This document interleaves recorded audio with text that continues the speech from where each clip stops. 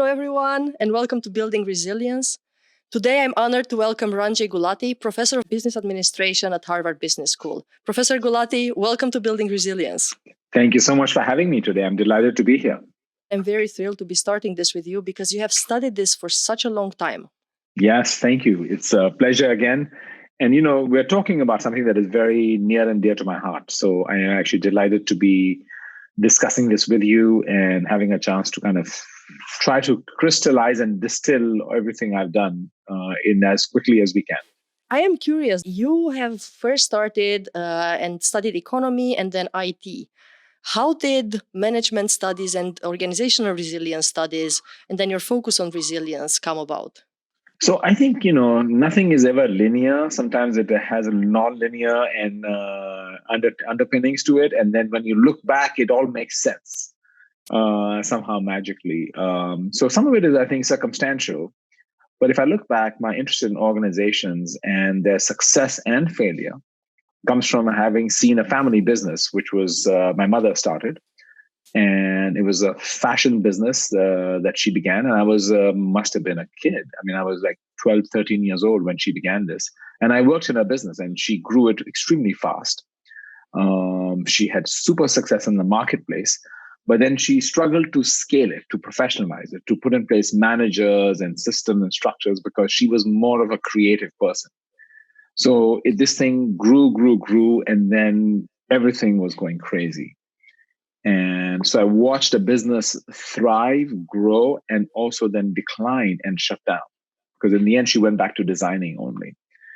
So, you have these formative experiences, and I saw this all the way through high school and college. And so when you have this kind of formative experiences early, you get to see businesses grow and then fail. And then and then I worked as an intern at Microsoft. It was still a smallish company back then. And I saw similar kind of, I wouldn't say structured chaos, but I also saw them trying to put structure and systems in place and how they did that and how they brought in professionals and how do you hold on to that entrepreneurial spirit while you're also trying to grow up. And so I saw both success and failure, and I started to then look for patterns of enduring success. What do organizations that want to sustain success? Because at that time, as I started researching companies, I started seeing companies like Motorola, like Sears, like Kodak, which were iconic companies that had huge presence in markets, defined markets, failing. And the list of companies didn't stop. You can go to Nokia. You can go further down and look at some of the automotive companies that are struggling to deal with the transition to electric vehicles. So, to me, it was interesting to watch the ebbs and flows in businesses in their lives. And so that became an intriguing question to me as time unfolded. Reading your works and reading the works of other researchers, there is one question that I still have. Is there an ultimate goal in resilience? Is it to have this enduring success? I even thought of, is it more to gain a sort of immortality? Or is it, like we do with the environment, more to gain a balance or stability? Or are we talking about flexibility or all of them? So now you're asking a very deep question. I wish I had an answer to that in an easy, short form. But if you look at great businesses, they're usually built around an idea. And the idea is most of the time not about let's go make a lot of money. Usually the idea is around having an impact, doing something that really impacts your customers' lives, your community's lives, or some combination thereof. What loosely people now call purpose or even a mission, right? And or some would call it intent. And I wrote an article last year in the Harvard Business Review called "The Soul of a Startup," and I explored this idea that businesses usually have holding on to some notion of how they want to make a difference in the world, and so shareholder value, economic success, these are byproducts of wanting to have a positive impact on the world. So, in my mind, resiliency is the ability to continue to have a positive impact on the world. Okay, so it's not so much about whether you're stable or flexible, but just continue to be doing and somehow promote your mission and forward your mission. Even if that means flexibility and all are enablers. So let's separate the end goal from the enablers of that end goal, right? So I think if you're saying that, you know what, my hope is to be a purpose-driven organization that continues to drive impact on the customers and communities that I have chosen to be serving. And then the question is, how do I do that? And that's where you have to start to deal with these issues of understanding resilience and the enablers of resilience and flexibility. Because if you have a horizon like that, then the markets around you are changing, the customers are changing, the competitors are changing, the regulations are changing, the technology is changing. And how are you navigating and staying true to what you wanted to do? I've noticed that in different languages, resilience is translated in different ways, right? So, for example, in more Latin languages, it's more translated as resistance. In my language, in Romanian, it feels like you're building a wall, right? And in French, is résistance. Whereas in the English language, it's more, as you said, towards flexibility. But also in some languages, it's about survival or about doing something better and at the end of adversity coming out in a better shape. So really transforming that problem into an opportunity. How should we look at organizational resilience from this respect? Yeah. So now that's a great question. And I think let me answer. You've already given the answer, I think, so I'm going to repeat what you said in some ways. But the narrow view of resiliency is the ability to survive through adversity, right? So that you're able to survive. And I think that's a very narrow definition, because if I look at it, resiliency is not surviving through adversity, it's thriving through adversity. And if you look at great companies, they use adversity to gain advantage. Now, I'm going to tell you about another piece of research I did, which was in 2010. And it was with two co-authors of mine. One is Franz Wolgesogen, and the other one is Nitin Noria. And we looked at companies going through recessions, and we looked at several recessions going back, and we wanted to see what happens to companies as they go through a recession, because, some percentage are not going to make it, right? And what we found was that's true. Roughly around 18% don't survive a recession on average. This is average number across 3 recessions, but all public, and these are public companies. And then you see that the vast majority that make it come out of it, but 3 years after the recession, they still haven't recovered to their pre-recession levels in terms of sales and income and growth. But then you find that there are roughly a small percentage, like about 9% on average, who come out of recession stronger than when they went in. So they use adversity to get ahead. So what we need to think about in resilience is not that, oh, I'm able to survive lots of changes and upheavals around me. No, I use moments of upheaval to move ahead. I understand that these are moments of transition. And these are opportunities to really significantly, because everyone else goes into a defensive mode. So I think it's a very important distinction you're making between how we think about resiliency for gaining advantage. You were talking about these 9% companies that actually managed to thrive. What did they do differently? Several things, I think. The first issue that I outlined in that paper was the ability to play offense and defense at the same time. Companies generally, when facing adversity, go into defensive mode. What in sports they call playing not to lose, right? Instead, Yes. what you need to do is you have to do some of that. You have to cut costs, you have to manage your costs, but are you able to, at the same time that you're cutting costs, also playing offense? And this is not easy because if you look at the politics of budget and resource allocation systems in organizations, they either know they are very homogenous thinking. Either you're cutting costs or you're trying to invest for growth. You're not doing both. You're not saying, I'm going to take from Peter to give to Paul. So it's a loaded topic, but these companies understand that they have to be placing bets for growth even in down markets, which may mean cutting even deeper to free up resources for these new opportunities. So that's one part of the story, which is just around kind of managing your investment profile. I think there's a deeper issue that I've come to realize more recently is that these enduring companies have a very strong sense of mission and purpose. And in the midst of lots of change and turmoil, it gives them directional clarity. They're not confused. They're not getting pulled in different directions. They're not chasing every shiny penny they see on the ground, right? There's directional clarity.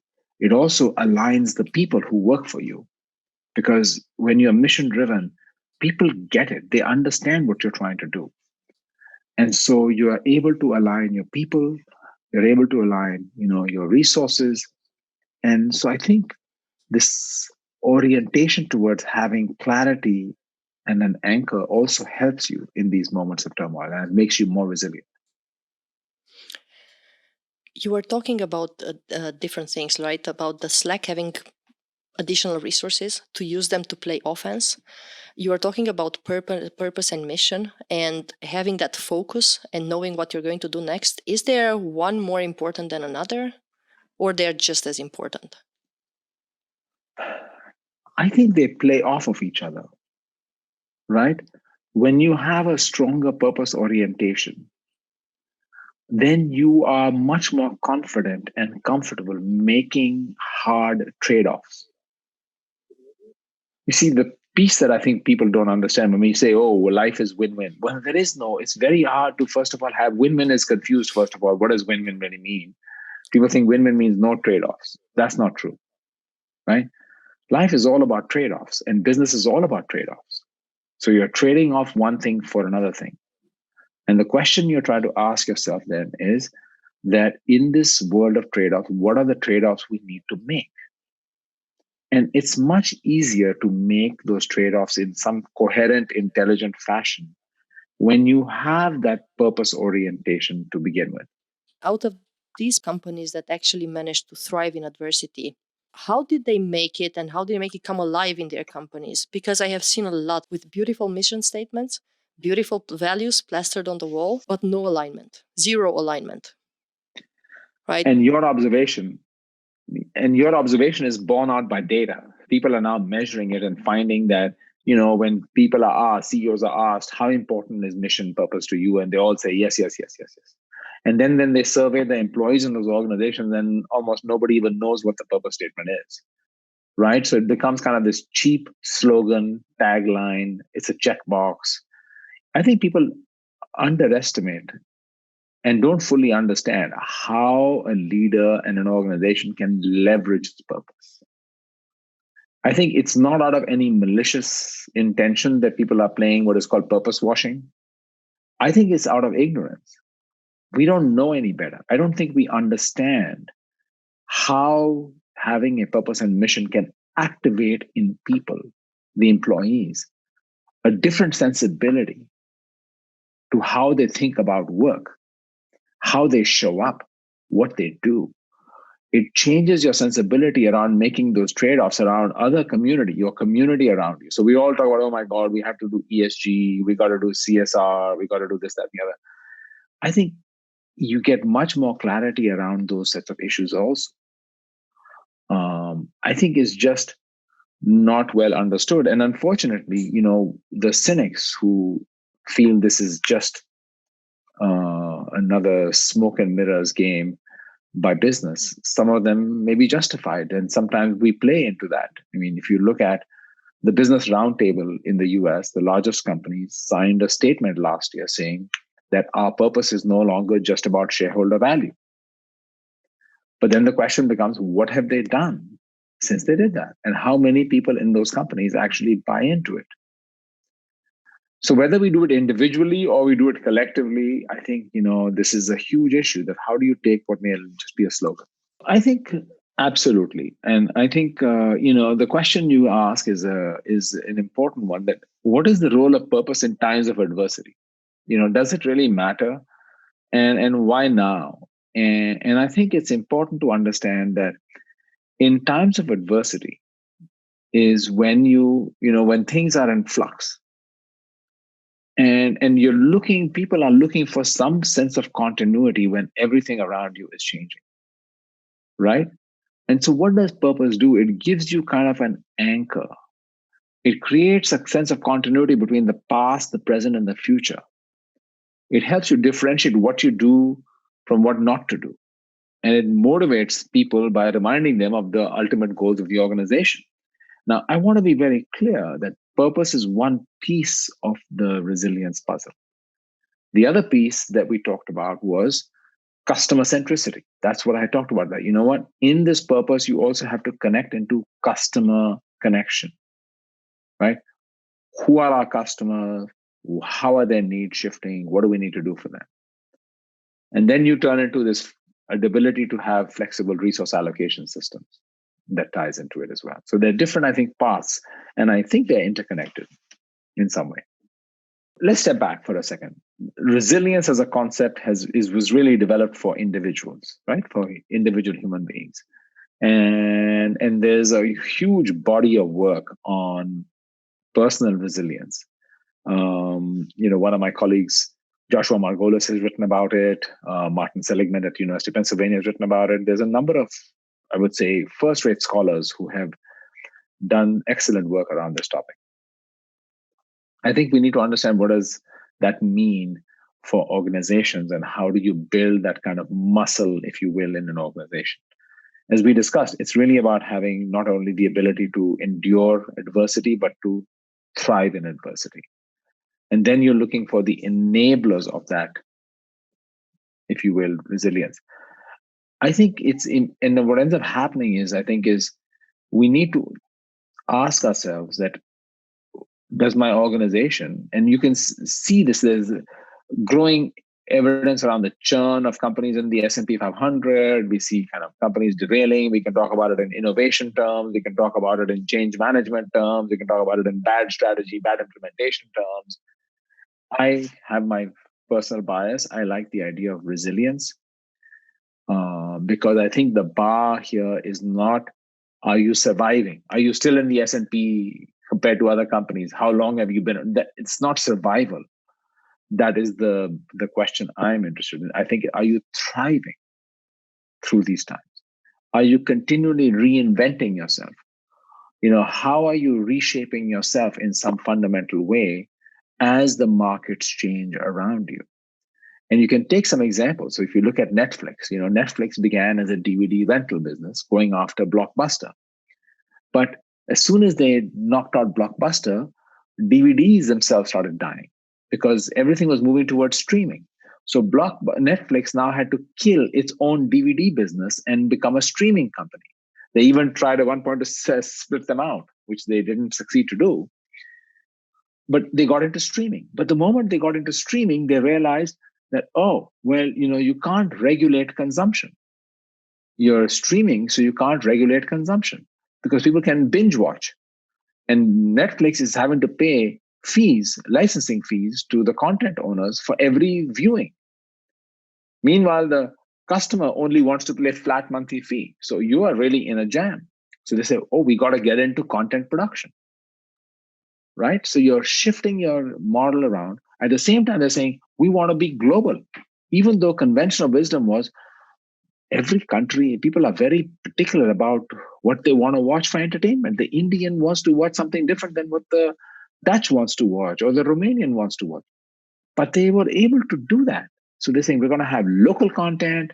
We're going to switch out of DVDs to streaming, to content production. So how do you enrich yourself through changes in the markets around you? What are those enabling elements? Is it your culture? Is it your purpose? Is it your customer focus and resilience? Is it the organizational architecture that remains very adaptive and agile? So, how do we think about doing that? And a second example is Microsoft, where Satya Nadella has done a great job in trying to revitalize Microsoft through a strong sense of purpose and culture. And when I interviewed him, he pointed out, he said that, you know what? Strategy and structure can change. They change all the time. Technology is changing so fast. We've got to change our strategy. We've got to change our structure to keep up with these changing markets. But as you put your organization in so much flux, you need to have some constants, some kind of constants around you. And the two pillars he talked about to me were purpose and culture. Those become kind of the people want to have those kind of some stability in the face of lots of change. For sure. And as an employee, if you don't feel that your company has a purpose, you don't feel that you yourself have a purpose and bring any meaning to you and have any meaning in your job. Yeah. Right. Once you feel that your company is there and has a purpose and it somehow permeates whatever you are doing, then for sure you can push things in the same direction. Is there a way to start? So if someone says, okay, where am I right now? What should they look for? Is it good to think about their customer? Am I really focused on the customer? Or is it good to think, hey, do I really have the resources to play both offense and defense? Is my purpose really permeating through the organization? Is there a better place to start to think about where they are in terms of their resilience and if they can still perpetuate their purpose? So let me give you a sense of this. I think is that I always think that the best place to start is asking yourself, why do we exist? What's our reason for being, right? Remember, there's tactics, there's strategy, there's vision, there's values and behaviors. And the other fundamental thing is why we exist, right? I think it's important because from that question, because in that why we exist question, right, you're able to address not some existential abstract ideal, but it's very concrete if you do it right. It's about having a clarity on which markets and customer value propositions you're going after, right? And so you understand your target customers and your value proposition. That's part of your purpose. What is the problem you're trying to solve, right? Or as my late colleague Clay Christensen talked about it, right? What is that customer? What is the customer hiring you, right? For what? And what issue in their lives are you addressing? So it helps you get to that customer question, right? It also helps you get to the resource allocation question, right? So you're able to get to the resource allocation question. So you get to the customer question, the resource allocation question. It allows you to get to some of these tougher issues that all permeate from a clarity around why do we choose to be, right?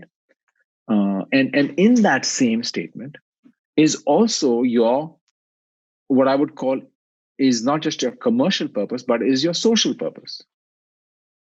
So you have clarity around your commitments to community, to society, to the environment, and to customers, and to your employees, and to your shareholders. So let's not forget shareholders, right? All of these things are connected. So when you try to put some clarity around that, it allows you to confront where you really need to focus your energies and how are you going to balance the what may look like competing demands of these various stakeholders to whom you have commitments. Very clear. And you are also talking in your book about the 5 levers of resilience. How do they come into play? And how should organizations use these levers, right? The coordination, cooperation, cloud capabilities, and connections. So when I wrote that book, which is now more than 10 years ago, the big realization I had was how few companies were actually customer centric. Even though it's a basic, simple idea, we teach that in business schools in lecture number 1, right? Your businesses exist to serve customers. If you don't do that, then you're not in business anymore. Right? So we kind of lay that out. And yet we still found that most companies struggle with this idea. Or they talk about it, but really don't do much about it. There is very little alignment around it. If you ask people in the company informally, they'll say, no, you don't want to study us.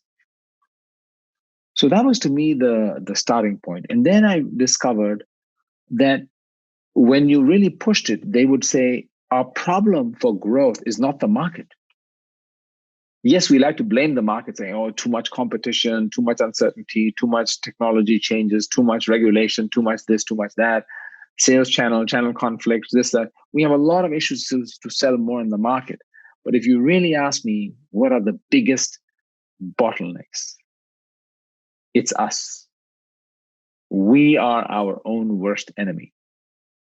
The devil is within, not outside. And so can we reduce organizational resilience to individual resilience and individual contribution and leadership? Or so it wasn't that. I wanted to stay at the organization level. So when you look at coordination, cooperation, those are ideas saying that there are impediments that are baked into the organization itself. So the starting one I talked about was silos. That organizations, we create silos to manage division of labor. So we have boxes and arrows to manage an org chart. We need them. They create accountability, focus, and all that good stuff. But at the same time, they also ossify and make it hard to have collaboration and slow down the organization and create tremendous internal focus. People spend much more time managing the silos than they have time for customers. So the larger question there was really at the organization. Now you take it to the next question, which is of the individual level. And the individual level, I think, is an interesting question. How do you connect people's individual sense of purpose and resilience to the organization?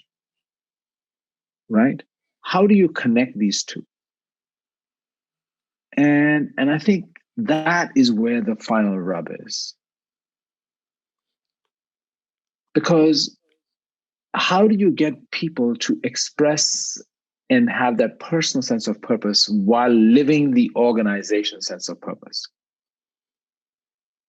And I think this is what organizations are challenged with today, because a lot of millennials want to feel that sense of purpose. Now, what if my purpose is to climb Mount Everest and it's not to come to work that much? How am I going to manifest that in my work life? Or how do I create that sense of pride in my work? And ambition, yes. Yeah. Did you find any good tips and tricks for organizations to build this, or at an individual level? I think organizations are now confronting this question much more directly. First of all, they want to make the idea of having a purpose discussable, right? They are not saying leave your personal life behind when you walk in the door. The fact that I'm willing to even have a conversation with an employee about what is your personal purpose is a remarkable step forward. And then to say, I want to help you in any way I can to live your personal purpose. And by the way, we as an organization have a purpose also.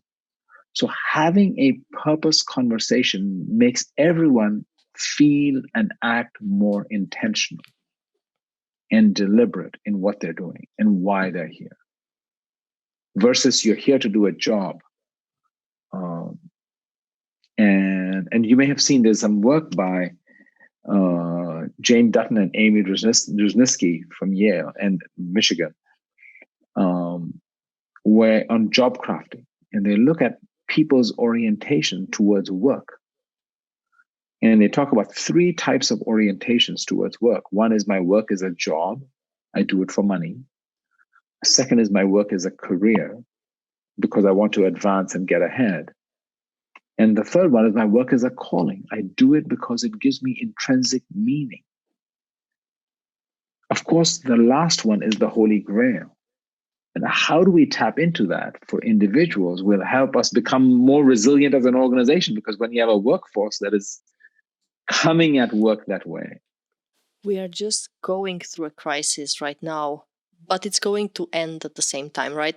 It was a crisis really at the beginning, somewhere up to maybe May, June. And right now, even though there's a second wave and so on, we seem to be getting out of it. So companies will start to think about their growth more and more. One of the reasons why we started this series. Is there something they should be doing right now to make sure that they are thriving when they are out of this, that they are able to play offense as well, that they have the right resources? Is there something that they should be afraid of, something that plays against their resilience? Any kind of suggestions you would give them? So, first of all, I think let's be very clear. The crisis we are talking about is unique in human history, right? We've never had a global health crisis of this magnitude ever. Even the Spanish flu was the Spanish flu. It was not a global flu, right? We're facing a global crisis that is unprecedented in modern times. You know, the CEO of Starbucks, Kevin Johnson, a few months ago said, if we come out of this crisis unchanged, we will have missed a huge opportunity. Right? So many businesses are using this time to transform themselves, right? How we work, and this is not, you can take the obvious example. Say Zoom or Microsoft Teams or Peloton or a few other there are some obvious examples, but there are others that may be a little less obvious. So for instance, grocery stores, some of them are moving towards curbside pickup. Restaurants too. You see a dramatic increase in that. Or if you look at airlines, how air travel will manifest in the future is something that is still to be determined. Business travel isn't really back yet, right, in the way it was. So how are we going to think about that? How is work going to change? You know, there is a percentage of people, I don't know what that number is going to be finally, that is saying, I want to work from home. I like it. Now, what does that mean for your talent? That means that maybe you don't need to co-locate all your talent at headquarters. Maybe you can have people working from, you want to find somebody who's really good but doesn't want to relocate. Sure, you can work off. So, you're looking for ways to transform in meaningful, real ways that align with where this crisis has taken us. It's tragic. I think it's something that we should remember. Another piece of this is this is also brought to the forefront the role of business in serving as a positive force in society. It has to step up. I think for the longest time, we hide behind the idea that businesses serve shareholders and governments take care of society. And government's job is to tax the business, get some money from them, and then redeploy it in whatever way they so choose. And that is going to continue. I'm not against that. I'm saying absolutely government has a critical role to play in deploying resources to serve those in greatest need, and also creating an infrastructure and a context in which we all operate. So the regulatory context and other context. But I think that does not absolve business from saying, I have no responsibility. I can pollute, I can do this. As long as I'm within the law, I'm okay. And I think this crisis has shown how many companies have stepped up and embraced this idea that I have a larger responsibility. Being stagnant, not changing, just playing defense, and not bringing value to society are definitely two enemies to resilience. Sooner or later, they will catch up. I agree with you, but one has to ask what drives that stagnance. There is usually something else that is driving that stagnance and inability to change, that inertia. We all talk about inertia and inability to change, but it's not just a given. What leads us to become inertia? What happens? We become successful. right? We become arrogant. We become indifferent to our customers and markets. We lose sight of our purpose, right? We create bureaucracies and silos that become internally oriented rather than externally oriented. And so you can see there is a kind of a cascade of pathologies that combine and lead to that kind of outcome. So really looking inwards and reflecting on what you're doing, why you are doing it, how this can propel you forward or keep you stagnant, that is the first thing to do about and to realize where you are and what you need forward. Absolutely. Coming out of this year, is there some new thread, new line of research that you think will be very important when you talk about resilience? Something that really raised your interest and you say, this is interesting. I never thought about resilience like this. Let's see, let's dig deeper. I'll give you a related construct that is on my mind a little bit. And it's another buzzword. You know, we use it all the time. We don't really know what it means. We kind of throw it around. And I think it's going to be around this notion of courage. You know, if you look at the body of work on courage, you know, courage is not the absence of fear. It's the ability to take action in the face of fear. And what we don't understand is what gives some leaders and some organizations the capacity to take bold, decisive, courageous action. We tend to lean in on caution, conservatism. I'm not saying we become reckless, but I think fear has a tendency and an ability to blind us and freeze us sometimes.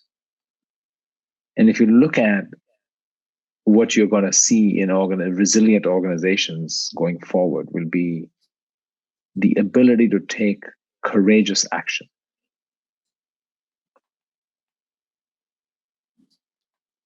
I'm looking forward to the research. Thank you so much for today. Is there something that maybe I didn't ask you and you would have liked to discuss with me and the audience? I think, you know, for me, the learning has been I am deeply inspired by, actually, for the last 10 years, I've been involved in our senior leader program at Harvard Business School called the Advanced Management Program. And this program brings in about 170 people twice a year, so about 350 or so, from all over the world, about 40, 45 countries. And so through this program, over my 10 years, I've had a chance to come across and meet some incredible leaders who have also become my students. And through their eyes is how I really understood the power of understanding resilience in organizations or lack thereof. And the notion that businesses that are resilient, what makes them resilient? How do we understand resilience?